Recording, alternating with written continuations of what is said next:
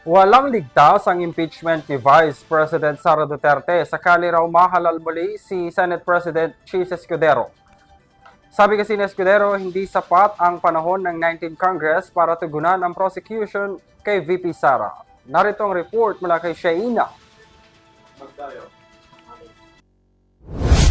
Tututukan aniya ni Senate President Francis Chis Escudero ang impeachment trial ni Vice President Sara Duterte kung sakaling muling mahalal bilang Senate President sa 20th Congress. Sa isang ambush interview sa Malolos, Bulacan kung saan siya ang pangunahing panauhin sa pagdiriwang ng ika-127 na anibersaryo ng Araw ng Kasarinlan, bibigyang pansin din aniya ang iba pang panukalang batas na hindi natalakay sa 19th Congress. Nais din niyang tiyakin na sa pagpasok ng ika-20 Kongreso, mananatiling bukas ang Senado para sa mga Pilipinong humihingi ng tulong.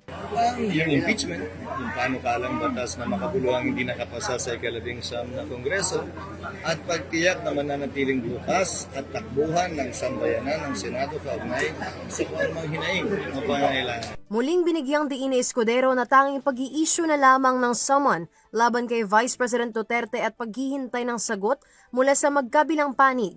Panig ng mga Duterte at ng House Prosecutor ang magagawa bago matapos ang 19th Congress. Ang pinakamagagawa lamang ng impeachment court sa pagkatapos ng 19th Congress ay mag-issue ng summons na ginawa namin. Dapat pinagawas namin yan ng kahapon pero di naman notify. Pag kinumpute at inad yun, June 30 na kulang-kulang at tapos na ang termino ng Kamara. Wala nang authority ang mga prosecutors at hindi naman kami pwede maglitis ng isang panig lang. Wala yung panig na Nagbigay ng kanyang talumpati si Escudero sa ika-127 na taong pagdiriwang ng Araw ng Kalayaan sa Barswain Church sa lungsod ng Malolos, Bulacan.